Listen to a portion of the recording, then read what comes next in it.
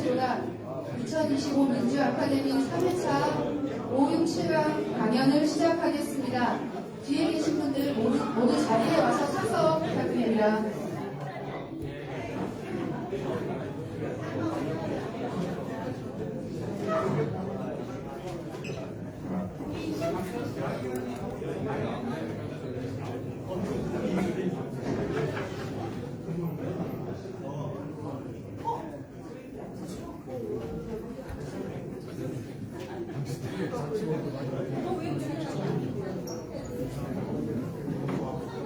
접니다. 예.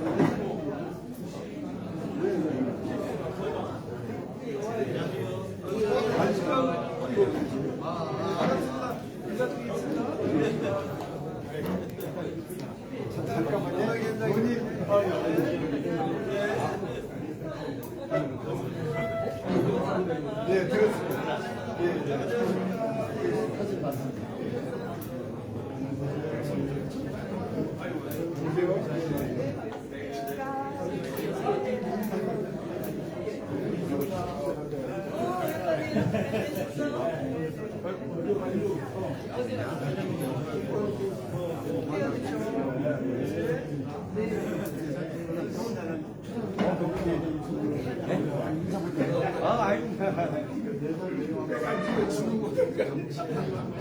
요즘 너무 힘들어가지고 부탁을 드리겠습니다. 예.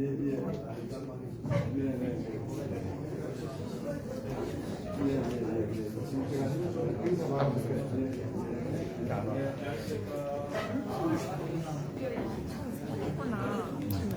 네 개. 잠깐요.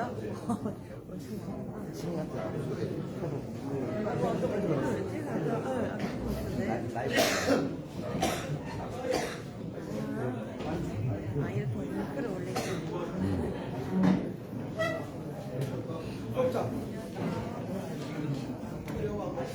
버려가지고 안지라는 걸 버려가지고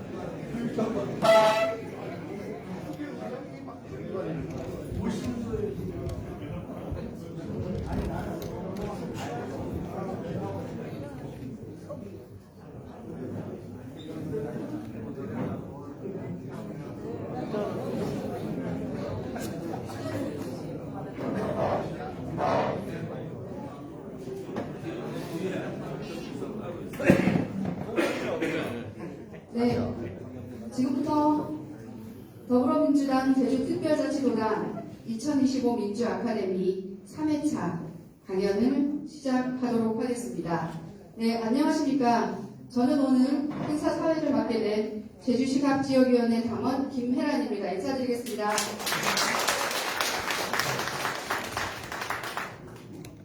네, 내년 지방선거를 대비하고 출마 예정자 등 핵심 당원의 역량 강화 및 제주 발전과 이재명 정부 성공을 위한 2025 민주아카데미 3회차 강연을 시작하도록 하겠습니다.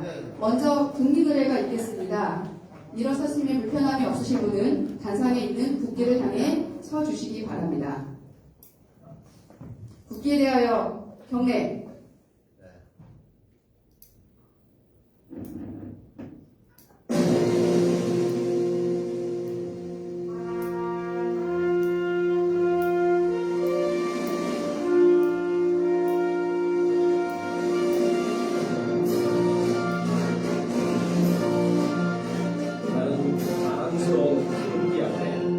자유롭고 정의로운 대한민국의 무궁한 영광을 위하여 충성을 다할 것을 굳게 다짐합니다.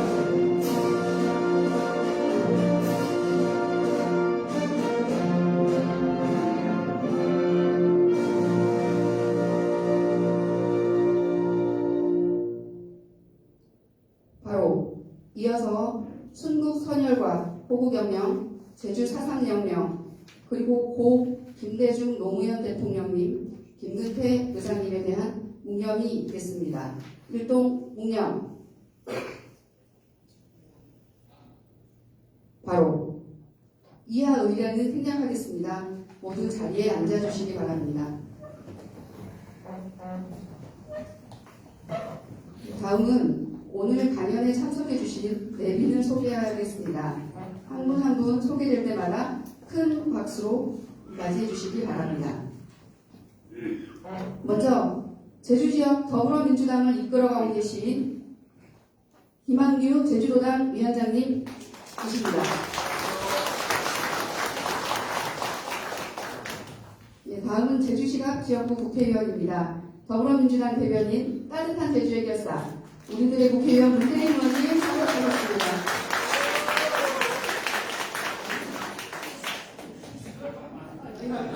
시간이 내려오겠습니다. 오직 중원만 바라보시는 의원님이십니다. 경기 성남 중원구 국회의원이시자 더불어민주당 전국 여성위원장이신 이수진 의원님 참석하셨습니다. 네. 민주주의 가치를 새롭게 도민중심 민생을 위해 제주특별자치도의회 이상봉 의장님 참석해 주셨습니다. 네, 김태년 위원님은 오시는 대로 이제 소개해 드릴 테고요. 이제 다른 분들을 일일이 다 소개해 드려야 되지만 오늘 이제 교육 행사고 시간 관계상 다 소개해 드리지 못하는 점 깊은 마음으로 해양하여 주시면 감사하겠습니다.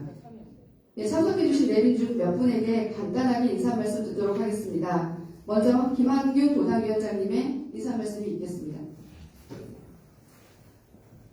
네, 안녕하세요. 김한규입니다. 오늘 행사는 제주 도당에서 준비를 하는데요. 축사, 그러니까 사회자의 멘트는 저희가 준비한 게 아닌 것 같습니다. 오늘 이 호텔이 갑지역이다 보니까 홈그라운드 입점을 고려해서 우리 따뜻한 대변인 문대림 위원님께서 여러분들 위한 장소 이제 준비해 주셨고요.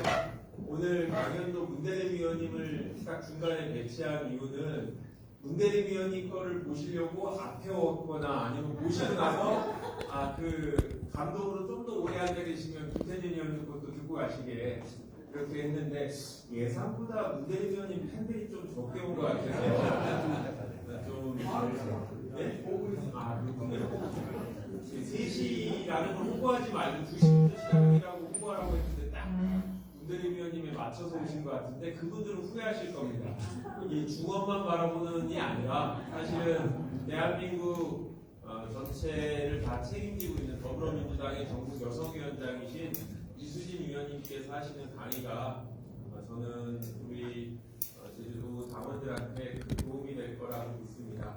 꼭 여성 당원만이 아니라 중앙정치에서 상당히 중요한 역할을 하고 계신 분이고 보건복지 분야만이 아니라 정무적으로도 중앙당에서 엄청나게 능력을 인정받는 분이기 때문에 우리 당원들 귀중한 시간 여러분들께서 꼭 한참 동안 빠지지 말고 좋은 강의 들어주셨으면 좋겠습니다. 와주신 모든 분들 감사합니다.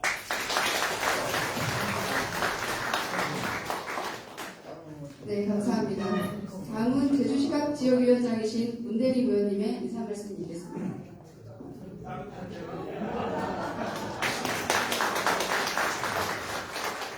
여러분 쉽지 않으시죠?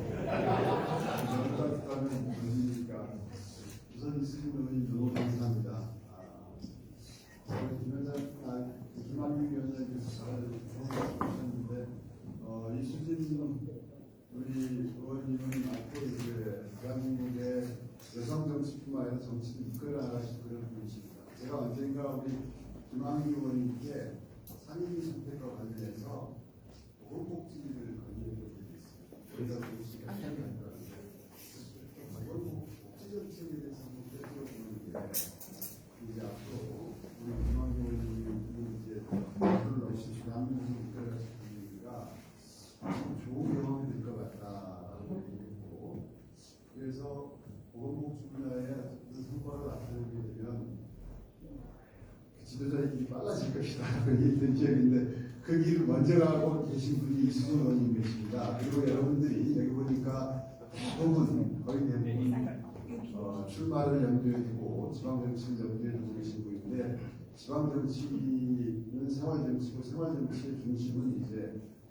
보건복지 분야이기 때문에 오늘 강연도 중요하지만 인적광도 잘 네트워크도 쌓아두시면 여러분들이 앞으로 오지만 동안 나가는데 정치 활동을 해나가는 데 큰 도움이 될 것이다. 이렇게 생각합니다. 오늘 3시간이지만 너무 이제 의미 있어서 30분이 지나는 그런 시간이었습니다. 감사합니다, 여러분. 네, 다음은 이상봉 의장님의 인사 말씀이 있겠습니다.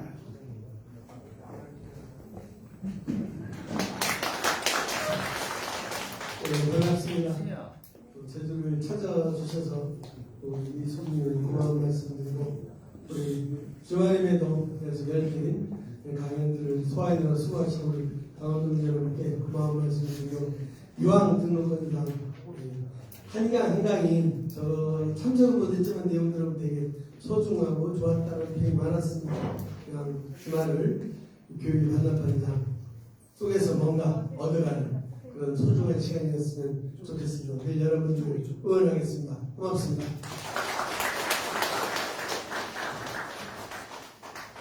네, 감사합니다. 이수진 의원님 인사 말씀은 바로 이어지는 5강 강연과 함께 듣도록 하겠습니다.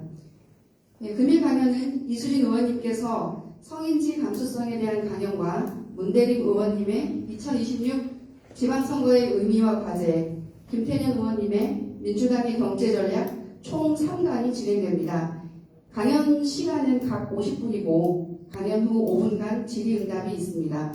예, 그럼 바로 강의로 넘어가겠습니다. 오늘 첫 번째 강의를 해주실 분은 이수진 의원님이십니다. 큰 박수로 맞아주시기 바랍니다.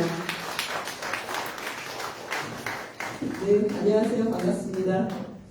우리 존경하는 김한규 부당위원장님, 우리 직전 부당위원장이셨던 따뜻한 대변인 문대림 의원님, 오늘 함께 이상봉 이사님을 비롯해서 제주의 따뜻한 동지들을 뵐 수 있게 돼서 저도 진심으로 영광입니다. 제가 이제 민주당의 전국 여성위원장이다 보니까 오늘 성인지 감수성 교육 관련해서는 주로 이제 정치에 도전하는 여성들을 좀 염두에 두고 좀 자료를 만든 부분이긴 한데요. 자료를 너무 많이 만든 것 같아요.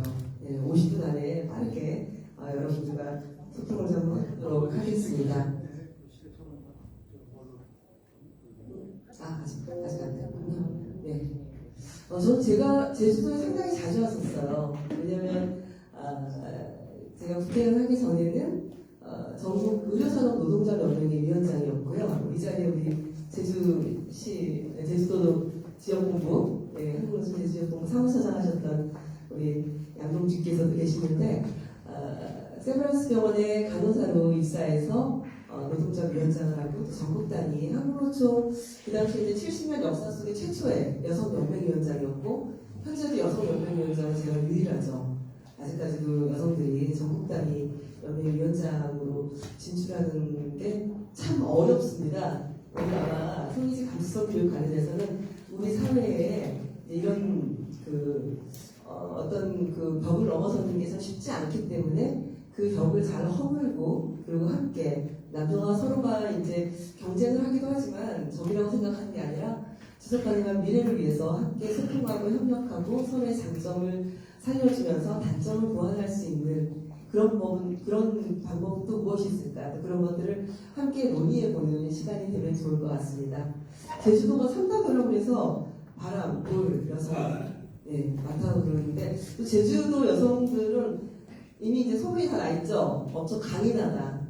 강인한 그런 여성들의 모습들을 보통 이제 그 사람들이 많이 기억하는데 그것도 이제 제가 가만히 생각해 보면은 제주도에 오면서 아름다운 풍광에 감탄만 할 것이 아니라 제주도가 그 안고 있는 4.3 항쟁 얼마나 슬프고 비극적인 역사가 있었는지 많은 가족들을 친지들을 이웃들을 떠나보내고 또 국가 폭력에 희생당하고 말없이 어떤 얘기도 할 수 없이 겪어내야 했던 그 수많은 시간들 그걸 사실은 잘 몰랐잖아요. 4.3 법이 만들어지고 그리고 저 같은 경우는 노동조합 활동하면서 제주도 워크숍 갈 때 꼭 4.3 평화공원을 데리고 갔습니다. 그래서 제주도에서 역사적으로 어떤 일이 있었는지 우리가 그 역사를 고찰하고 다시는 그런 국가 폭력에 희생되지 않도록 그런 문제들이 다시는 생기지 않도록 하는 데 있어서는 그 역사에 대한 제대로 된 인식이 굉장히 중요하지 않습니까? 그리고 보통 그냥 사람들, 평범한 사람들이 알아야 되거든요. 가장 중요한 공부할 수 있는 제주의 역사를 통해서 아름다움뿐만 아니라 제주가 안고 있는 그 한을 어떻게 풀어줘야 될지 그런 감수성을 배우는 것도 매우 중요하고, 저는 그래서 성인지 감수성 내지는 나와 다른 환경에서 내가 몰랐던 상황들을 접한 사람들에 대해서 어떤 아픔이 있는지, 그걸 어떻게 극복해 나가야 될지, 이런 감수성을 공부하고 배우는 게 또 정치인들의 역할이라고 생각하는데 동의하시죠? 네. 아, 됐나요? 아직 뜨는 것 같습니다. 그래서 제가 이제 간호사로 현장에서 일하다 보니까 지금도 마찬가지예요. 간호사들이 병원에서 이직률이 매우 높습니다. 어리도 공부해서 학교 직장 생활 하면은 그만두지 말아야 되는데, 근데 대한민국 환경에서 아이를 낳고 직장 생활을 유지하는 게 굉장히 힘들어요. 그래갖고 경력 단절 M자 커브 곡선을 갖고 있죠. 결혼하고 30대 때 직장을 놓고 다시 또 취업하려고 그러면은 예전에 다녔던 만큼 수준의 직장에 다시 가기는 어렵고, 실제로 자기 전공이나 자기 능력보다도 훨씬 하향된 어떤 그런 선택을 해야 되고, 그 일자리가 거의 최저임금 수준이라든지 단시간 일자리, 고용 안정이나 아니면 처우에 있어서는 굉장히 열악한 그런 직장으로 가게 되고, 굉장히 후진국형인 거죠. 그런 환경들이 대한민국에 존재하고, 저 역시 또 간호사들도 결혼하고 많이 그만두죠. 첫 번째 이유는 이제 업무 노동이 너무 커서, 두 번째는 야간 근무를 포함한 교대 근무를 해야 되니까 아이들을 키울 수 없는 환경이에요. 그래서 교대 근무한 사람들은 실제로 그 문제를 좀 어떻게 해결해야 될지, 그래서 제가 국회의원 총선 때 환경노동위원회에서 4년간 의정활동을 한 중요한 이유는, 정말 어떠한 환경에서 일하는 여성이라도 일생활 균형을 이룰 수 있게끔 법으로 좀 보장을 해줘야 된다. 그래서 이제 노동법에 대한 관심 이런 것들이 많아서 특별히 환경노동위원회 활동을 좀 열심히 했었는데요. 네, 그래서 제가 이제 노동자의 편에서 열심히 4년간 의정활동을 했습니다. 그러고 이제 재선이 됐을 때, 아까도 이제 보건복지, 보건의료, 보건복지 이 문제가 대한민국 국민들이 모두가 관심 가는 영역이잖아요. 아파서 병원에 가야 되는데 돈이 없어서 치료를 못 받는다든지, 그리고 실제로 어려운 환경에 취약계층들이 정부의 그 복지 사각지대에서 지금도 여전히 숨 못 쉬고 힘들어하고, 노인 빈곤율, 자살률 이런 게 OECD 국가 중에서도 상당히 높은 그 1등 아니면 2등이에요. 안 좋은 그런 수치는. 그래서 우리가 과연 선진국이라고 불릴만 할까? 이런 고민을 정치인들은 당연히 해야 되는 그런 고민인 거죠. 그래서 이제는 좀 그런 환경들을 개선하는 데 있어서 특히 여성들의 역할이 굉장히 클 텐데, 정치 영역, 그리고 뭔가 좀 이제는 시험을 보거나 이제 블라인드 면접을 하거나 그런 데는 사실은 여성들이 많이 진출합니다. 공무원이라든지 기타 이제 그런 쪽에 여성들 진출이 굉장히 늘어나면서, 최근에는 남성 할당제도 해야 되는 거 아니야? 특히 학교 선생님, 초등학교 선생님은 이제 그런 고민도 우리 사회가 갖고 있지 않습니까? 그래서 그 일에 있어서, 직업에 있어서 남성, 여성의 구분이 없는 시대를 우리가 살고 있는 거예요. 그래서 남성과 여성이 좀 골고루 섞여서 일하는 게 굉장히 중요합니다. 제가 간호사를 현장에서 일할 때 여성들이 많잖아요. 여성들이 많으면은 상당히 여러 가지 문제가 생깁니다. 대부분 이제 비슷한 나이 또래 내지는 어느 정도 경력을 쌓고 결혼을 하고 아이를 낳고 그러면은 2000년도에 이제 모성보호법이 처음 만들어졌어요. 제가 처음에 결혼하고 아이를 낳을 때는 육아휴직이라는 제도가 없었습니다. 이 자리에 제가 딱 연배를 보니까 그런 제도 모르고 사신 분들 꽤 계세요. 네. 그래서 육아휴직이 그때부터 만들어지기 시작했고, 법이 만들어졌지만 현장에 그게 이제 점점 남성 육아휴직까지 발전하면서, 적어도 지금도 작은 사업자는 육아휴직을 잘 못하잖아요. 어떤 사회적 분위기나 문제들 때문에 자신들의 권리, 법적인 권리도 여전히 누리지 못하는 그런 직장인들도 굉장히 많은데, 제가 다닐 때만 해도 분만 휴가는 2달이었고 육아휴직은 아예 없었고, 이 환경은 결국은 아기 나면 그만두라는 그런 환경이었지 않습니까? 그래서 그런 환경에서 버티다 대부분은 많이 울고 많이 그만뒀어요. 저는 현장에서 그런 일들을 보면서 인력 부족에 시달리고 교대 근무하면서 결국은 직장을 그만둘 수밖에 없고, 내지는 병원 안에 이제 고질적인 문제죠. 인력 부족 문제, 응급 상황이 많다 보니 동료 간의 태움, 또 의사라든지 다른 직종의 태움, 이런 것들로 신규 간호사들이 1, 2년을 못 버티는 그런 모습들을 보면서 직장에서 이 약육강식의 그런 분위기와 상황들을 경험하면서 사실 저도 그만두려고 했습니다. 그런데 그렇게 문제를 보고 그렇게 끝내기에는 그거는 아닌 것 같더라고요. 개선을 해야지. 나도 도망치면 과연 이 현장의 문제를 누가 해결할까. 그래서 제가 이제 노동자 활동을 그 뒤에 이제 시작하게 됐는데요. 이제 노조 활동을 엄청 세게 해서 한 달 동안 파업됐습니다.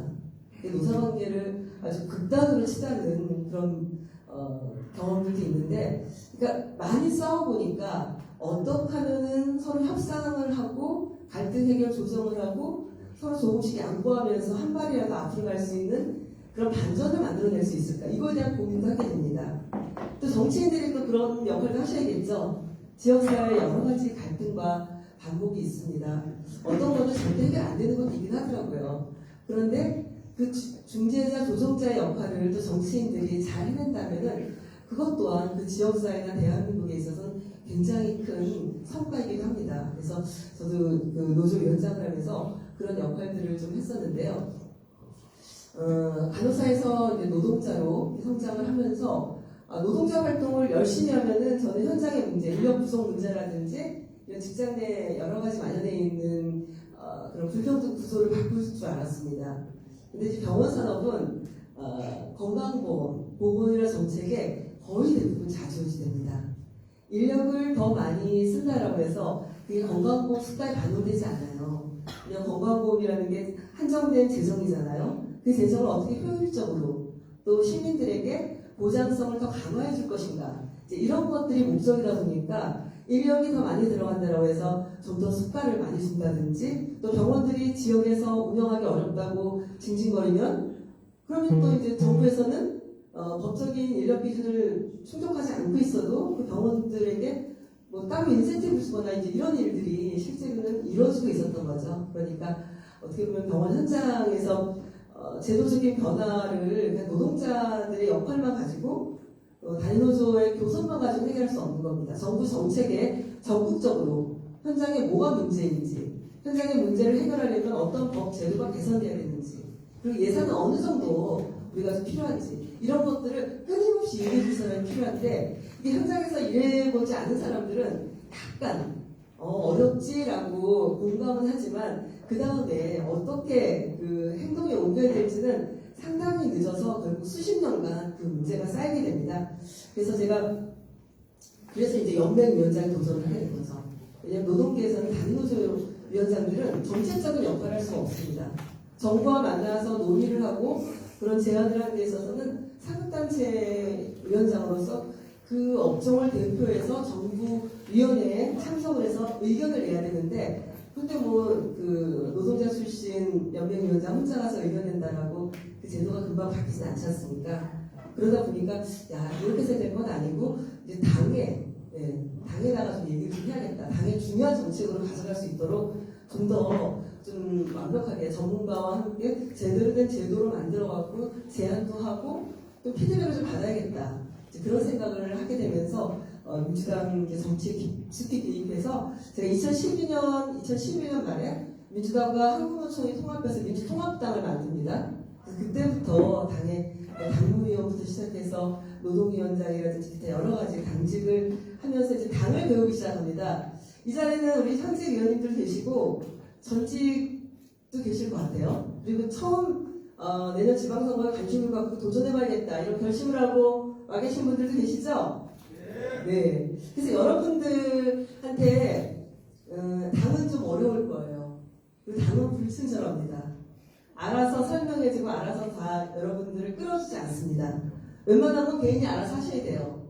알아서 잘 하셔야 되고, 그리고 시간을 굉장히 짧게 줍니다. 그 짧은 시간 안에 빨리 최적화돼가지고 진짜 나중에 이제 공천 신청할 때 서류 준비부터 시작해갖고 정말 알아서 아주 잘 하셔야 되는데, 그리고 이제 본인들이 얘기한 그 여러 의견이나 제안들이 금방 당의 의견 수렴이 돼서 바뀌거나 그러지 않습니다.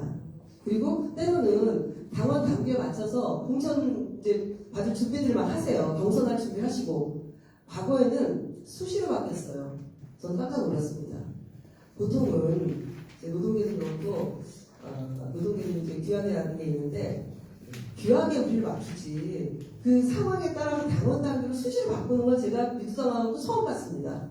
그래서 준비 다 해놓고 바로 내일이면 뭐가 결정되는데 갑자기 뭐가 바뀌어요. 그러면은 이제 바깥에서 오신 분들은 황당합니다. 이게 무슨 시츄에이션?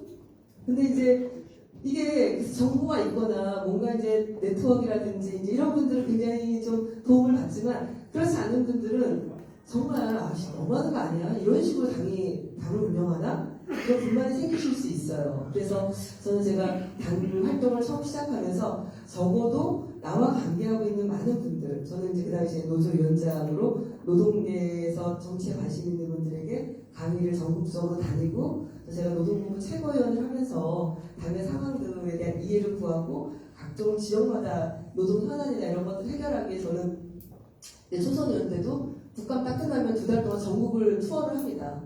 그래서 불평 불만이 무엇인지 또 제안하고 싶은 의견이라든지 이런 수렴을 해요. 그래서 당에 가져와서 당에 이제 그런 정책들을 만들기 위해서 노력하고 근데 그게 당이 알아서 하는 게 아니고요. 의원들, 국회의원들이 알아서 해야 됩니다. 국회의원들의 역량이라든지 역할이 굉장히 중요합니다. 내가 안 해놓고 당이 안 했어라고 핑계대면 안 돼요. 당은 사실은 우리 의원들이 열심히 하시잖아요. 그럼 그 열매를 따먹는 게 당이에요. 그리고 흔들리지 않게 큰 어떤 우산을 만들어주는 게 당의 역할이고 실제로 대한민국의 정치라는 게 제가 국회에서 느낀 거지만 이게 개별 의원들의 역량이나 역할이나 헌신 이게 정말 중요하구나.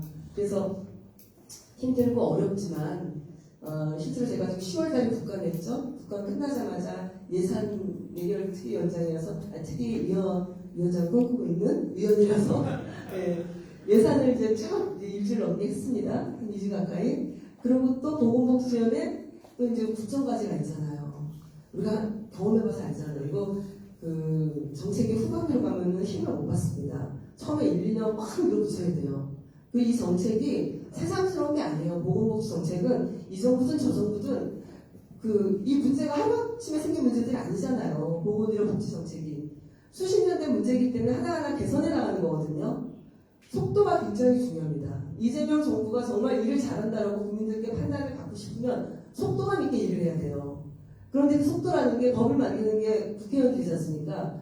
우리들이 해야 되니까 사실 쉬지 않고 또 바로 법안 소위를 바로 열어가지고 매우 중요한 지역이사법이라든지 국민연금법이라든지 그리고 얼마 전에 필수의료 유지 강화법 이런 것들을 통과시키고 의료대란 해소를 위해서 전공의 특별법까지 어쨌든 현장의 의료 환경을 좀 좋게 만들어줘야 되기 때문에 그런 법까지 숨가쁘게 달려왔어요. 그랬더니 제가 감기가 걸렸습니다. 감기가 걸렸는데 그래서 그러면 제가 사실은 오늘 온 게 아니라 어제 왔어요. 어제 와가지고 원래는 제가 이번 주에 좀 휴가를 좀 내고자 했었는데 또 이제 우리 의원님들이 국회에서는 의원 연구단체들이 여러 개가 있거든요. 제가 이제 건강과 그 돌봄, 인권, 요새 내년부터 통합돌봄 시행이잖아요. 그래서 그 건도린이라는 포럼의 대표입니다. 또 저출생 포럼의 대표인 우리 백혜련 의원이랑 의원들 한 17명이 제주도 가서 제주도에 1차로 그 건강주치 사업 요거랑 통합돌봄 제주 같이 통합돌봄 사업 어떻게 되는지 그 다음에 저출생 문제 해결하는 데 있어서 뭐 이제 그 세제 감면이라든지 또 국세청의 어떤 다양한 뭐 계획이라든지 뭐 의견 청취 그리고 우리도 의견을 좀 국세청에 좀 주는 그런 내용들을 좀 만들어갖고 제주도 왔어요. 그래서 어제 오늘까지 지금 3번을 그 서귀포 그 노인주택도 방문하고 그리고 이제 그 일정들을 소화하고 여기로 온 겁니다. 그래서 순간적에 달려왔습니다. 근데 아플 틈이 없어요. 계속 기침하고 막 이렇게 그러는데 이거는 이제 정신력으로 버티는 거죠. 간호사 출신 이런 말 하는 게 되게 좀 웃겨요. 감기 걸렸으면 쉬어야지. 어차피 일주일 알아야 되니까 조금 쉬어야 되는데 그런데 제주도에서 여러분들이 기다리고 계시는데 제가 어찌 방바닥에 누워있을 수 있겠습니까? 안 그렇습니까? 그래서 10월부터 지금 숨가쁘게 뛰어왔고요. 이재명 정부의 성공 여러분 아시죠? 우리 이재명 대통령께서 엄청나게 유능하신 거 성남시장 시절부터 경기도지사 그러니까 마음 먹은 건 못해낸 게 없으세요. 그리고 실제로는 지금 그 시민들을 위해서 했던 역할들을 저 국민의힘이나 저 나쁜 것들이 이상하게 배임이 여전히 그러는데 다들 이제 행정을 하다 보면은 욕먹거나 아니면 나중에 책임지거나 이제 이럴까봐 잘못됐는데도 개선을 안 해요. 근데 이재명 대통령은 잘못된 개선을 합니다. 그리고 시민들에게 돌려줍니다. 그렇게 이제 공적 마인드가 투철하고 유능한 분이다 보니까 뭐 저희가 대선 때도 느낀 거지만 대통령 모시고 무슨 행사할 때는 우리 국회의원들 다 긴장해요. 그죠, 문재인 의원님? 질문할까봐. 뭐 모르는 게 없으셔가지고 웬만한 그 언론인 질문 다 대답하시고요. 내용을 너무나 깊이 있게 잘 알고 있어요. 그래서 대충 뭐 어떤 제도라든지 공약이라든지 설명하려고 같이 옆에 서 있다가 큰 코 다칩니다. 내용 숙지 잘하고 가요. 그래서 저는 이번 말고 지난 대선 때 대통령 모시고 공약 발표하는 걸 2번이나 저를 갑자기 오라고 그래가지고 저 그때도 얼마나 긴장했나 모릅니다. 질문을 막 하시는데 그 정도로 국민들의 삶을 그 저변까지 너무 잘 알고 있지, 뭘 개선해야 되는지 알지, 어떤 역량을 투입해야 되는지 이런 것까지 행정을 하면서 하잖아요. 그러니까 실제로는 우리 의원들도 더 긴장하고 국정과제 제대로 해결하기 위해서 실제로 상임위마다 굉장히 열심히 노력을 하고 있고 그리고 국민의힘 요새 이렇게 하는 거 보니까 밖에 나가서는 언론 앞에서 막 이제 집회하고 뭐 이렇게 하는데 그게 다예요. 상임위에서는 뭐 없습니다. 그냥 찌획도 못 사세요. 그래서 제가 왜냐면 저희가 하고서 하는 일들이 잘못되거나 국민들에게 굉장히 중요한 거고 이걸 안 하면 국민들이 국민의힘 욕할 거니까요. 그런 일들을 민생 현안 입법들을 굉장히 힘있게 지금 저희가 해나가고 있거든요. 그래서 그런 일들 하나하나가 어떻게 보면 리더가 대한민국을 이끌어 나가는 데 있어서 리더의 마인드가 어떤지, 그 리더가 어떤 의지를 가지고 그 시그널을 계속 주는지 이런 것들이 국민들께도 전달이 되고 일하는 사람들한테도 정부 부처라든지 국회의원들한테도 이제 그런 게 전달이 되는 거죠. 그래서 뭐 이제 언론을 보면은 법사위나 이런 데는 많이 싸워요. 근데 법사위 운영이 이런 데 싸우면 되고 언론은 싸우는 걸 좋아하기 때문에 주로 거기 촬영합니다. 그런데 언론에 나오지 않지만 우리 위원님과 저처럼 열심히 국민 민생을 위해서 현안 해결하는 상임위가 더 많이 가동되고 있고 이번 정기국회 때 어마어마한 성과를 내고 있다는 거 그걸 여러분들이 기억해 주시기 바랍니다. 아시겠죠? 네, 다 읽어보셨죠? 네. 그래서 3월 8일이 세계 여성의 날인 거 알고 계시죠? 네, 정치를 하신 분들은 아셔야 됩니다. 세계 여성의 날, 그 유래도 웬만하면 찾아보세요. 네, 시간이 별로 없어서 제가 다 설명 안 드리겠습니다. 여성 노동자들이 죽거나 다치거나 이제 그런 일들이 많이 생기면서 유래된 38 세계 그 여성의 날 기념 여성 대회도 하고 노동자들 노동자 대회도 하고. 근데 기억하세요? 3월 8일 날 윤석열이 들어갔다가 풀려났죠? 네. 그래서 저희가 여의도 있다가 다들 얼마나 막 전부 다 그냥 놀랐습니다. 그때 힘이 확 빠졌는데 내란식의 윤석열을 풀어준 사법부를 검찰 사법부를 생각하면 저희 화가 나죠. 어쨌든 여기 법 하나 살펴보면 되겠구나. 네, 여기 모성권 보장 3법 여기 작년 12월쯤 발의가 됐습니다. 저기 통과가 됐어요. 그래서 이거는 뭐 저희 정부 아니긴 하지만 그러니까 이제 보건복지라든지 이제 모성권 보호 이제 이런 것들은 여야를 넘나들면서도 저출생 문제라든지 지방소멸을 막기 위해서 굉장히 심혈을 기울여서 통과시키는 법들 중에 하나입니다. 그래서 뭐 육아기 근로시간 단축, 임신기 근로시간 단축 이런 제도가 모성보호법에 있는 거 알고 계시죠? 모르세요? 네, 이거 알고 계시면 됩니다. 그래서 이제 뭐 예를 들면은 임신 12주 이전에 그다음에 뭐 임신 36주인가 38주인가 그 이후에 32주 이후인가 그때는 이제 근무 시간을 하루 8시간 근무하면은 뭐 6시간 근무한다든지 아니면 2시간 뭐 이렇게 단축해서 근무한다든지 이제 이런 법들이 있는데 그거를 이제 육아휴직이 1년은 유급으로 그다음에 이제 직장에 따라서는 공무원들까지 포함한 2년 내지 3년까지도 육아휴직을 할 수가 있어요. 근데 뒤에 2년, 3년은 그 유급이 아니죠. 그런데 이제 그 육아기 근로시간 단축 제도는 육아휴직 대신에 육아기 근로시간 단축 제도를 좀 나눠서 쓸 수 있게 그 직장 상황이나 또 그 부부가 아이를 키우면서 맞벌이하는 부부들 상황에 맞게끔 좀 더 세밀하게 제도를 만들어주는 거고, 그리고 남성들이 출산휴가 있는 거 아시죠? 네, 직접 출산은 안 했지만 본인도 직접 출산한 것처럼 아이를 같이 돌봐야 되는 거 알고 계시죠? 네, 그래서 남성 그 출산휴가 기간도 더 늘리고, 그다음에 난임과 관련해서 난임 휴가도 더 확대하고, 이제 그런 것들을 법에 담아서 통과시켰습니다. 네, 제 자랑하려고요. 네, 우먼파워 정치파워 이수진 대표 발의 180건, 본회의 통과 41건, 그리고 아직 법사위에서 본회의 직접 상정되기 전에 통과된 법이 10건이 더 있습니다. 문대리님, 제가 1등 같죠? 네, 그래서 법안 발의도 많이 하고 이제 그러는데 제가 재선이다 보니까 지난 환경노동위원회에 있을 때 노동법이라든지 정말 우리 사회의 지속 가능성을 위해서 꼭 해결해야 되는 법안들이나 이제 이런 것들에 대한 제가 법안 욕심이 좀 많습니다. 그래서 그런 것들, 보건복지원에 왔더니 여기도 해야 될 게 너무 많더라고요. 그래서 그런 법안들을 열심히 통과를 시키고 있습니다.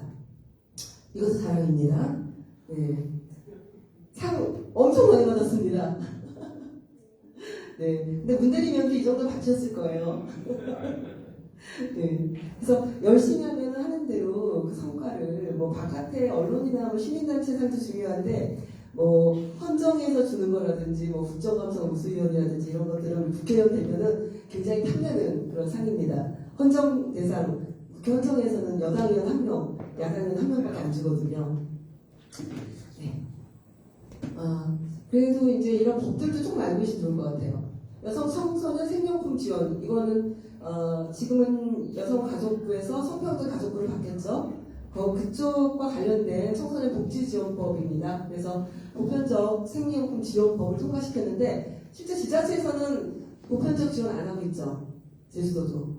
여기 이제 앞으로 도의원 되실 분들, 지금 우리 도의원님들도 막판 스피치에 스파트를 내셔서 청소년 생리용품 지원 이거는 이미 법률에 보편 지원으로 되어 있습니다. 그래서 의지가 이제 지자체의 의지가 필요한 법입니다. 그래서 또 가사노동자 노동권을 위해서 가사노동법도 제가 통과시켜서 또한 70년 가까이 파출부라고 부릅니다. 가사노동자. 파출부는 노동자가 아니죠? 노동자죠. 그런데 근로기준법에서 보호받지 못합니다. 사적 고용관계에 있다 보니까 개인이 고용하는 방향으로. 그래서 이것도 특별법을 만들었습니다. 언제까지 금기법에 통과시킬 것만 기다릴 수는 없어서 특별법을 만들어서 이제 가사 노동자를 고용하는 기관이 노동부로부터 인증을 받으면은, 그래서 이제 고용을 하면은 이분들한테는 사회보험이라든지 주 15시간 이상 일할 수 있게끔, 그렇게 해서 휴게시간이라든지 휴가라든지 이걸 보장하는 그 법을 제가 소선 때 통과시켜서 이번 통과시키고 그때도 소선 때도 의정 대상을 수상한 바가 있습니다. 그래서 우리 사회에 취약한 노동을 하는, 특히 이제 이쪽 영역에 여성들이 많지 않습니까? 그래서 이게 우리가 OECD 평균 남녀 임금 격차가 제일 많이 나는 거 혹시 알고 계십니까? 그 이유는 여성의 일자리의 질이 너무 떨어지기 때문이에요. 돌봄 일자리, 특히나 중장년 새롭게 진입하는 다시 또 재진입하는 여성들에게 좋은 일자리가 거의 없습니다. 본인이 갖고 있는 능력 여하를 막론하고, 그리고 또 몸을 많이 써야 되는 그런 힘들고 어려운 그런 일들이 있어서 임금 수준이 너무 낮다 보니까 실제로는 많이 힘들어하세요. 그래서 이제 그런 법들을 통해서 좀 더 강화시켜주지 않으면은 그 격차를 어떻게 해소시키겠어요? 해소 못 시킵니다. 그래서 그런 법들을 통과시키고, 또 우리 청년들도 이런 청년 고용 의무 연장하지 않으면 청년들 고용도 사실 많이 안 해요. 그러기 때문에 이렇게 뭐 청년 의무 고용도 계속 해야 되는 거고, 그다음에 직장인들이 제일 좋아하는 게 월급 오르는 거잖아요. 네. 근데 재작년 물가가 많이 오르면서 점심값에 대한 부담이 굉장히 커졌는데, 이 중식대를 월급으로 받을 경우에 중식대는 비급여가 아니라 비과세. 아, 그렇죠.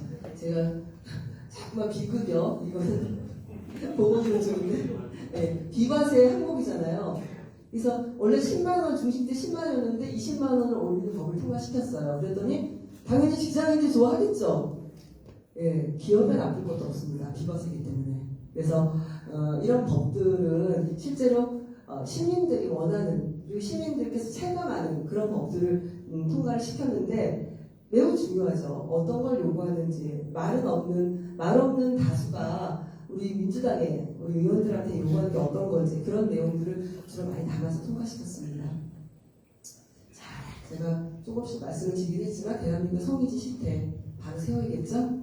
지금 남성 같은 경우는 비정규직 30.4%, 경제활동 참가 비율도 차이가 많이 나는데 여성은 비정규직이 47.3% 됩니다. 혹시 선진국들, 유럽이라든지 호주라든지 이런 데는 비정규직들 임금이 더 높은 거 혹시 알고 계세요? 네. 우리나라는 월급 좀 덜 주고 싶고 빨리 해고를 좀 편하게 하고 싶고 그래서 비정규직 듣죠.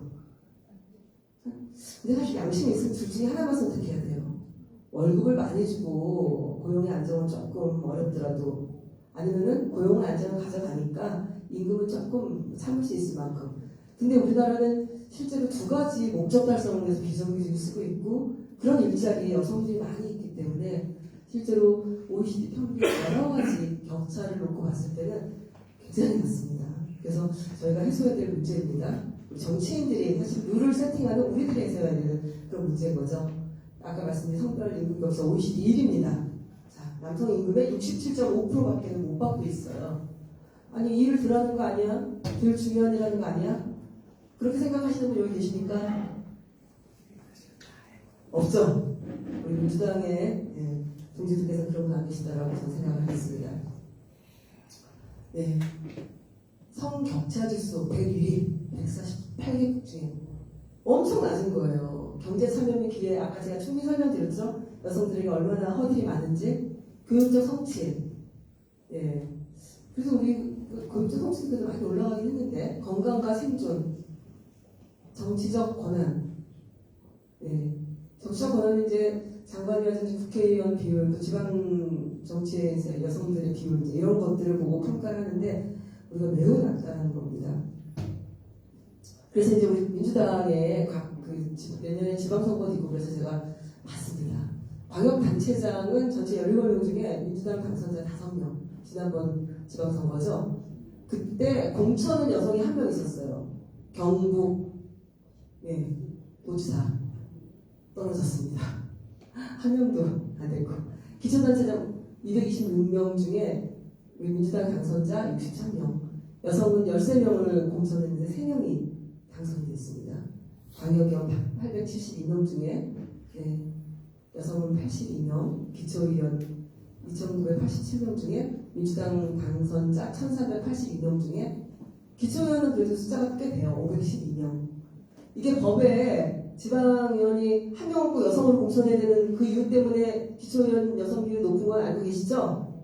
네, 근데 광역의원 비율은 굉장히 낮습니다. 그래서 내년 지방선거에서는 여성들도 어느 정도 광역의원 진출해야 되고 또 그런 것들이 필요하겠죠. 그래서 이 정도 수치입니다. 그래서 조금 더 제가 이제 민주당의 여성위원장이다 보니까 물론 지난번 그 8회 지방선거 우리가 좀 불리했어요. 그렇죠? 여러 가지 문제들이 좀 많이 대선 지고 나서 직전에 한 지방선거라 이 자리에 당선되신 분이 좀 대단하신 분들이에요. 고생 많으셨고요. 그래서 저희가 내년에는 좀 낫지 않을까 이런 희망사항이 다 있으세요. 그렇죠? 네. 지난 8회보다는 9회가 훨씬 나을 거다. 그렇기 때문에 그 생각을 나만 할까요? 네. 많은 분들이라고 계세요. 그래서 경쟁이 치열할 수밖에 없겠다. 예측 가능하시죠? 네. 그래서 준비를 다들 단단히 잘 해야겠다. 그래서 저희가 민주당 여성 후보자 당선자 통계를 제가 이제 보여드리는 것은 우리 수준이 이 정도 수준인데 어느 정도 끌어올려야 될 것인가 이게 우리 민주당의 숙제이기도 합니다. 국회의원은 20.81%, 전체 298명 중에 여성이 62명. 네, 국민의힘보다 민주당이 그래도 지역구에서 24명이나 당당하게 당선이 됐습니다. 저도 그 중에 한 명입니다. 비례대표가 남녀 반반 이렇게 들어오잖아요. 그런데 비례대표가 지역구에 가서 지역구에서 이제 공천을 받거나 이기는 게 상당히 쉽지는 않습니다. 제가 여성 비례대표 국회의원 중에 유일하죠, 제가. 지역구에서 살아남은 재선이 된 국회의원. 굉장히 어렵습니다. 지역구를 잡는다는 것도 어렵고, 또 공천을 받는 것도 정말 어려운데, 어쨌든, 그래도 비례대표를 하면서 그 쌓은 노하우나 이제 이런 것들이 그 다음 지방선거에 도움이 되기 때문에 이 비례대표 제도는 상당히 여성들이나 청년들한테, 장애인들한테도 그렇고 굉장히 중요한 그런 제도고, 그리고 이제 이런 제도들을 유지하는 게 우리 사회의 그 다양성과 민주주의가 갖고 있는 그 포용성을 제대로 보여주는 그런 제도다 말씀을 좀 드립니다. 자, 우리 민주당은 어떻게 변화하고 있을까요? 여성이 보호의 대상에서 권리의 주체로. 네, 저는 바로 민주당의 패러다임 변화가 성평등 민주당의 그런 실천을 보여준다고 생각을 합니다. 제가 전국 여성위원장의 그 당선이 이제 작년 10월에 됐고요. 그래서 여러 지역을 다니면서 전남울산 여성위원장님들과 같이 이제 발대식, 대구, 경기, 다양한 지방위원 협의회에서 만나기도 하고 이렇게 여러 가지 활동들을 합니다. 윤석열 파면 촉구 기자회견 그리고 이제 파면된 이후에 우리 대선에서 우리 임혜주 우리 여성위원장 어디 계신가? 파란 장바구니 들고 그냥 시장으로 주민들 계신 곳은 속속들이 쫓아다니셨죠? 네, 이 자리에 계신 모든 분들이 이재명 대통령 당선을 위해서 얼마나 고군분투하고 노력하셨습니까? 여러분들의 애써주심이 대통령 당선으로 이어졌고 대통령이 우리의 기대에 부응하는 그런 역할을 현재 하고 있습니다. 그래서 그 다양한 활동들을 정말 숨가쁘게 뛰어왔던 것 같습니다. 네.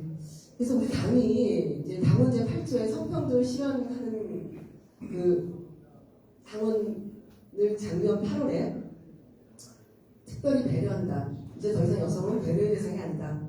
그 권리를 인정한다. 보장한다. 그래서 보장한다고 되어 있습니다. 당에서 더 적극적으로 그냥 조금 찔끔 주고 내가 발견 다 했어. 이게 아니라 보장하는 그게 바로 우리가 갖춰야 될 성인지 감수성의 그 첫 출발입니다. 배려의 대상이 아니라 함께 어깨 걸고 함께 같은 목표를 향해 가는 동지로서 서로의 권리를 보장해주는 그런 내용들을 담았습니다. 이재명 정부 국정운영 5개년 계획. 정말 저기 사진은 관저 대통령 관저 용산의 관저 한남동인가요? 관저 갔을 때 정말 기분 좋더라고요. 그다음에 우리 의원들 같이 영빈관 가서 대통령이 되시고 저희가 처음 뵀을 때 근데 그 당대표로 계실 때는 얼마나 힘드세요라고 이제 여쭤보면은 자기는 타고난 게 있는데 어머니한테 그 배꼽 같은 피부 그리고 체력을 타고났다고 그러세요. 그래서 조금 그 과로를 해도 잠깐 5분 10분 잠깐 차에서 이렇게 졸고 나면은 피로가 풀려갖고 일을 계속 하시는 거예요. 그런 상사가 있는 직장은 너무나 힘들어요. 네. 좀 주무셔야 되는데 어쨌든 그렇게 체력이 굉장히 좋다고 자랑했거든요. 근데 제가 그날 가서 물어봤어요. 관저 가서. 근데 왜냐면 얼굴이 피곤해 보이시더라고요. 그래서 대통령 되시고 나서도 괜찮으세요 했더니 고개를 흔드시더라고요. 이건 다르다. 그래서 얼마나 진짜 정말 국민들을 위해서 윤석열이 망가뜨려 놓은 대한민국의 국격과 민생 회복하기 위해서 얼마나 고군분투하는지 그날 가서 얼굴 보고도 바로 느껴지더라고요. 그래서 체력을 다 타고났다고 자랑하면 안 됩니다. 열심히 관리를 하셔야 돼요. 예. 정치하시려면은 운동도 열심히 하시고 많이 웃으시고 왜냐면 스트레스 받고 항상 민원 해결하러 다니셔야 되고 듣기 싫은 얘기 많이 듣잖아요. 그래서 스스로 이렇게 마음의 마인드 컨트롤하고 내가 그냥 소리 나서 웃으면은 내가 기분 좋은 걸로 인지를 한대요. 그러니까 소리내서 웃으시면서 이 자리에 계신 여러분들 건강관리는 알아서 하셔야 됩니다. 우리가 정말 하고 싶은 정치, 시민들의 정치를 하시려면은 내가 건강해야 되잖아요. 내가 아프면 사실은 다른 사람을 돌볼 수가 없습니다. 그래서 이재명 정부의 국정운영 5개년 계획 여러분이 꼭 인지하고 계셔야 될 것 같습니다. 오늘의 키포인트입니다. 성평등 가족부를 확대 개편했습니다. 그래서 고용평등 그 업무 노동부에서 이관 받았죠. 우리 김학규 의원님이 우리 또 성평등 가족위원회 간사세요. 얼마나 일을 잘하시는지 칭찬을 많이 하시더라고요. 그래서 고용평등 임금공시제 아마도 곧 법 통과되지 않을까 그렇게 기대합니다. 여성 경제활동 지원 강화, 그리고 디지털 성범죄 강력 대응, 디지털 협력체계 구축해서든지 딥페이크 범죄 확실하게 잡겠다. 그래서 여성폭력 피해자 다시는 대한민국에 발붙이지 못하도록, 그리고 그 피해자가 극단적인 선택을 하거나 고통 속에서 실제로 어려워하는 그런 문제들이 사회적으로 심각하거든요. 지원하겠다. 성재 생산 건강법 보장, 건강법 피해자 존엄 회복, 이거는 기억하고 계시면 좋을 것 같습니다. 네, 그래서 제가 이제 법안들을 발의하거나 통과시킨 것들이 이제 성폭력 처벌법, 그다음에 이제 작은 경부암 국가 예방 접종, 이번에 남성 청소년까지 이번에 예산에 담았습니다. 그래서 이제 12월 3일에 원래 통과시켜야 되는데 어떻게 될지 모르겠습니다. 저는 그래서 청소년까지 확대해서 작은 경부암 예방 접종을 맞춥니다. 그리고 아동수당법, 아동복지법. 그래서 아동수당은 지금 8세까지 10만 원 주는 거를 이제 9세까지 10만 원 주는 것으로, 그리고 지역에 조금 더 인구소멸 지역이라든지 이런 데 조금 더 10,000원, 20,000원 더 얹어주려고 저희가 하고 있는데, 저희 상임위 법안인데 국민의힘 반대로 이제 법안 통과를 못 시키고 있어요. 지역소멸 지역 주지 말랍니다. 인구소멸 지역에는 10,000원 더 주지 말래요. 이제 좀 말이 안 되죠. 이제 패러다임이 이제 그런 영역까지 가야 돼요. 물론 아동수당법이 그것까지 포괄하고 있지는 않습니다. 아동복지와 관련된 법안이면. 그런데 다른 예산이라든지 제도들도 이제는 인구 소멸 지역에 대한 확실한 정부 지원, 이 시그널을 주는 것들로 다 세팅이 바뀌고 있어요. 그 지역 화폐를 통해서 그 지역에서 좀 더 좀 확실하게 좀 민생이 살아나게 하는 거. 이것으로 바뀌고 있는데 이제 국민의힘은 이 패러다임 바뀌는 거 원치 않죠. 그래서 조금 어렵습니다만 이것도 이제 아동수당법 통과시킬 거고요. 국민건강법, 불기준법, 산재보상보호법, 아프면 쉴권리, 충분히 쉬셔야 또 상병수당이라든지 유급병가를 통해서 아프면 쉬어야 돼요. 네, 그래야지 더 직장도 오래 다니고 가족들과 행복하게 살 수 있지 않습니까? 국가돌봄 책임. 여기 뭐 보건복지 쪽에 또 이제 이 정부의 큰 정책 중에 하나가 국가가 돌봄 책임지겠다. 그 첫 번째가 간병비 부담을 완화하겠다. 그래서 간병비가 어마어마하게 비싸잖아요. 간병 지원, 간병 살인이라는 얘기가 나올 정도의 큰 사회적 문제지 않습니까? 그래서 요양병원들 단계별로 의료적 그 역할이 큰 요양병원의 단계별로 해서 간병비를 조금씩 제도화 시키면서 시범사업이 내년부터 들어갑니다. 남녀고용평등 5법, 성평등 임금공시제 아까 말씀드렸고, 그리고 이제 아이 키우기 좋은 나라 소득세, 자녀 보육 비과세 혜택 좀 더 늘려야 되지 않겠냐. 제가 이런 법안을 발의했는데 다수의 의원님들이 같은 생각이고, 제 국세청 얘기를 해보니 국세청에서도 뭐 기본공제, 특히나 자녀공제 이런 것들에 대해서 좀 더 세액공제를 크게 해줘야 되지 않나 이런 계획들이 있습니다. 국민연금 강화, 그거는 이제 뭐 크레딧 제도라고 해서 청년이라든지 중공무, 육아유지 이랬을 때 국민연금을 몇 개월씩이라도 더 지원해주는 거 있죠. 그런 제도들을 통해서 건강보험료, 이번에 소득대체율을 좀 상향을 시켜야 되고 또 지역가입자 보험료 부담을 덜어드리기 위해서 이제 저소득층의 전체에게 다 지역에서 이렇게 그 가입자 보험료 부담하는 것들을 법을 아직 통과가 됐나 안 됐나 갑자기 기억나네. 네, 어쨌든 이런 제도들, 연금을 통해서 좀 더 국민들의 삶을 나아지게 하기 위한 그런 제도들을 저희 보건복지에서 하고 있습니다. 아까 말씀드렸던 생명품, 이 생명품이 상당히 비싸요. 그래서 이거 영세율을 좀 떨어뜨리기 위해서 부가가치세법 좀 개정이 필요하다. 이제 이런 제 의견이 있고요. 또 모자보건법에 이게 뭐냐면요. 지금은 사후에는 낙태 시술밖에 없잖아요. 근데 외국은 사후 피임약이라는 게 있습니다. 리푸진이라고 식약처에서 도입하면 되는데 이제 종교계에 반대가 좀 있어요. 그런데 이제 이게 마치 낙태를 뭐 권장하게 될 거다. 그렇지 않거든요. 실제로는 낙태하지 않고 아이를 키울 수 있는 환경을 만드는 것도 중요하고, 그리고 여러 가지 법적인 문제, 건강상의 문제 때문에 이미 그 낙태가 이제 그 헌법을 처벌하지 말라고 헌법재판소에서 여기 내놨지 않습니까? 근데 지금 헌법 미비 상태로 지금 몇 년이 지금 흘러가고 있는데 약까지 사후 피임약까지 지금 제도적으로 보완을 안 해주고 있어서 저희가 이번에 꼭 이제 지방선거 끝나고 해야 될 것 같아요. 자꾸만 그 종교계에서 자꾸 이상한 얘기를 하셔가지고 실제로는 성당 다니시는 신도님들도 특히 젊은 세대들은 필요하다라고 얘기를 하거든요. 그래서 이제 이런 문제들을 사회적 갈등을 최소화하면서 여성들의 성질 생산권을 강화시킬 수 있고 건강권을 지켜주는 이제 이런 무죄공원법 개정을 앞두고 있습니다. 네. 조금씩 빠르게 가겠다. 네, 이건 뭐 좀 아까 설명했던 것들 보시면 되고, 네.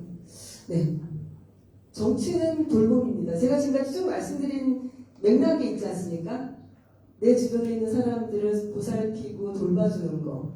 결국 정치의 가장 큰 보유는 돌봄에 시작했고, 이 자리에 계신 여러분들이 그동안 뭐 나만을 내지나 가족들만을 위해서 살았다면 앞으로는 주변에 있는 시민들을 위해서 힘들고 어려운 장애인이라든지 어려운 데서 차마 목소리 내지 못하고 있는 소수자들의 목소리까지도 귀담아 들을 수 있는 그런 따뜻한 정치인, 돌봄을 정말 중요하게 생각하는 그런 여러분 정치인이 됐으면 좋겠다라는 생각을 합니다. 그래서 저도 제가 노동자업을 시작하고 정치를 시작한 게 어렵고 힘든 사람들의 말씀을 들어가면서 그분들의 삶이 좀 더 나아지게 만들고 쓰러져 울던 사람들의 손을 잡아 이렇게 세워주면서 그분들을 강하게 끌어안았을 때 그때 느꼈던 그 희열감, 그게 바로 정치라면서 여러분이 앞으로 맛보게 될 그 이 자리에서 이미 맛보고 계시는 정치인들도 계시고요.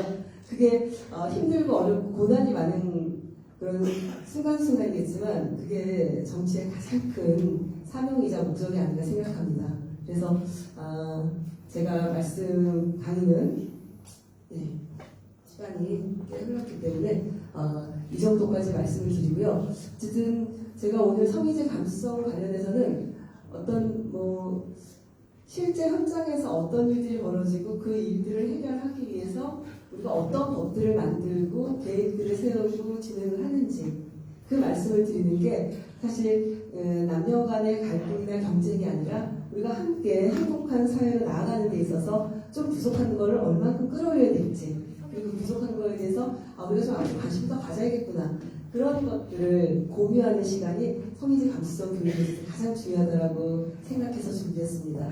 끝까지 잘 들어주셔서 감사드립니다. 네, 멋진 말씀 해주신 부원님께 다시 한번 큰 박수 부탁드립니다.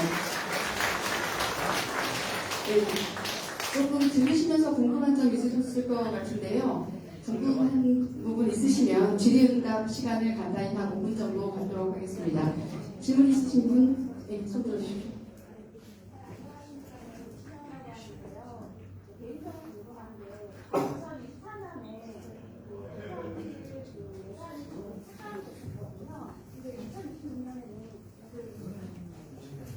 (2026년에는) 그 고평시 예산이 부활되는지, 왜 그러냐면 현재 그 노동 현장에서 여성들이 어떤 문제에 닥쳤을 때 구제받기 어려운 상황들이 생기거든요. 그게 고평상경실이었던 거였어요. 근데 2024년에 견해 사건이 돼서 현장에서 노동 현장에서 여성들이 많이 어려움을 겪고 있는데 내년에는 그 예산이 부활되는지 궁금합니다.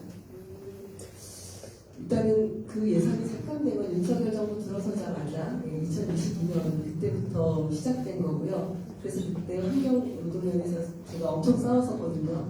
고용평등 상담실 예산과 외국인 지원센터 예산 이거를 삭감하면서 통폐합 시켰습니다. 그래서 우리 이재명 정부는 그렇게 힘들고 어려운 취약계층의 문제들을 살펴야 되고 저희가 과거에 사실 그리고 고병실 상담 예산이 얼마 안 돼요. 네, 얼마 안 되기 때문에 그거는 이제 아마 김한규 의원님한테 물어봐서 정확할 것 같아요. 왜냐면 지금까지는 그게 이제 여가위 성평등 가족위원회 예산을 아니 한노위 이제 고용노동부 예산인데 이게 넘어가면서 어떻게 만들어질지는 제가 아직 확인을 못했는데 저희 정부 입장 그리고 우리 민주당 의원들 그동안 싸웠던 입장은 다시 원상 복구거든요. 그래서 그거는 너무 걱정하지 않으셔도 될 것 같습니다. 네. 분 1. 마이크 드리겠습니다. 안녕하세요. 강서입니다. 제가 보고 강의 많은 도움 받았고요. 이 강연 하시면서 복지 관련해서 활동 많이 하신다고 해서 제가 건의를 드리고 싶은데 지금 노인 인구가 증가하고 있는데 가정에서 한 사람만 아프게 되면 돌봄 때문에 굉장히 경제적으로 시간적으로 되게 힘들거든요. 그래서 그런 걸 경험을 하면서 느낀 건데 저희가 그 사람들 직접 찾아야 되는데 대부분이 조선족이에요. 그리고 어떤 때는 황당한 경우가 참 많아요. 그 사람들이 정말 전문적인 지식이 10%라도 있는지 의심스러울 때가 있었고 또 그거를 바꾸려면 저희는 당장 사람이 필요해서 사람을 부르면 80세 노인을 돌보는데 70세 노인이 오세요. 그렇다고 가라고 할 수도 없고 그러니까 이런 것들을 정부에서 뭐 아이들이나 이런 청소년 쪽에 예산을 확보하는 것도 좋지만 이제는 가정에서 자기 활동을 이것도 여성이 대부분 안 되면 여성들이 가족으로 투입이 되잖아요. 주부들이. 그러니까 이것도 앞으로는 정부가 간호사들의 그 영역을 지금의 간호사들이 하는 거 말고 간호사 플러스 돌봄 일을 같이 할 수 있는 간호사를 확보를 해서 그분들이 직접 돌봄을 할 수 있는 그런 시스템을 마련하는 게 어떨까 하는데 의견 듣고 싶습니다. 네, 좋은 질문이시고요. 그래서 아까 제가 말씀드렸던 국가 돌봄 책임제 이게 첫 번째는 이제 요양병원 입원해 계시는 환자분들에 대한 간병비 지원.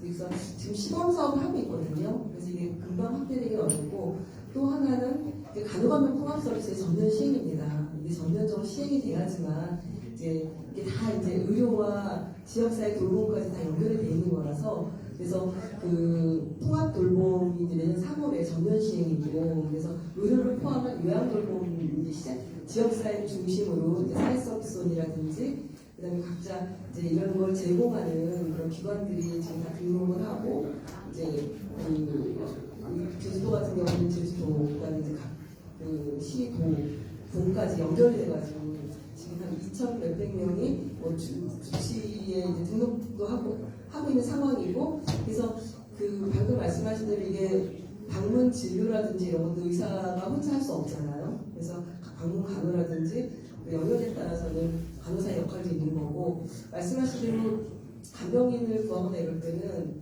없어요. 다 요새주시니까 이게 전국적인 상황입니다. 그래서 이게 24시간 일주일에 한 번씩 24시간 하는 간병인들은 외국인들이 활용하시는 분들이 안 계세요. 그래서 이 간병비 제도화에 3교대, A분이 나이트 3교대 한 분이 적어도 이제 4명이 팀이 돼야 되는 겁니다. 한 분이 쉬셔야 되는 거고 그래야지만 요양보호사든 간병인들 그 일을 하실 수 있는 분들을 구할 수가 있는 거고요. 또 제가 이제 그 요양보호사 같은 경우는 이제 그 간병을 하시는 분까지 포함해가지고 병원이 일정 부분 그 교육 계획을 좀 세우게끔 거기 통과시켰어요. 너무 이게 사적 간병이고 개인이 알아서 하는 거다 보니까 병원에 어떤 책임도 가고 있지 않지 않습니까? 그래서 앞으로는 이제 간호간병 통합 서비스도 이제 점점 더 많아질 거고 간병비 제도화에 따른 요양병원을 중심으로 이제 요양보호사나 간병인의 역할이 커지기 때문에 그 숫자도 많아지기 때문에 이분들에 대한 체계적인 교육까지도 의무적으로 하게끔 그렇게 제도가 이제 바뀔 거거든요. 그래서 그렇게 되면 이제 국민들께서 좀 더 안정적으로 그런 걸 받을 수 있고 다만 일본도 그렇고 선진 다른 사례를 보면은 청년들이 영역에 뛰어드는 것은 어려운 일이에요. 잘 안 합니다. 힘든 일이기도 하고 일단 임금이 너무 작아서 그래서 이런 문제를 사회적으로 전국적으로 다 비슷한 문제를 갖고 있기 때문에 이 문제를 해소하는 것은 우리가 조금 더 필요하다. 하지만 이제 통합 돌봄을 통해서 이제 돌봄이라는 게 얼마나 중요하고 우리가 함께 해야 된다는 생각들 그리고 이렇게 하다 보면 돌봄과 관련된 산업들이 더 생기게 되거든요. 그러면 이제 정부가 지원하고 정부가 지원하고 또 그 산업에 청년들이 많이 이제 뛰어들어서 함께 좀 그 역할이 좀 분담되지 않을까. 그리고 힘들고 어려운 건 AI라든지 로봇이라든지 근데 이제 이런 어떤 좀 과학적인 방법들, 기술적인 것들이 생기면서 조금 더 힘들어지면은 다양한 또 연령층에서 또 굉장히 중요한 또 일자리를 생각하지 않을까. 그렇게 가기 위한 역할을 정부가 좀 컨트롤 타워가 돼서 진행을 하고 있고 앞으로도 좀 많이 도와주셔야 됩니다. 많이 도와주셔야 이게 성공적으로 잘 정착이 될 것 같습니다. 네, 의원님 좋은 말씀 감사합니다. 시간이 너무 없어서 너무 아쉽네요. 다시 한번 멋진 강연 해주신 의원님께 다시 한번 큰 박수 부탁드립니다. 네, 저 한 5분 정도 잠시 휴식을 취하고 정확히 시간이 없기 때문에 정확히 48분에 두 번째 강의 듣도록 하겠습니다. 네, 편의식 순서 잠깐 안내 말씀드리고요. 강의 시간이 끝나고 나서 질의응답 시간을 마련하고 있는데요. 질의를 한 적에 좀 압축해서 질의를 해주시면 고맙겠습니다. 우리 강사에서 할 때처럼 시간을 그렇게 남아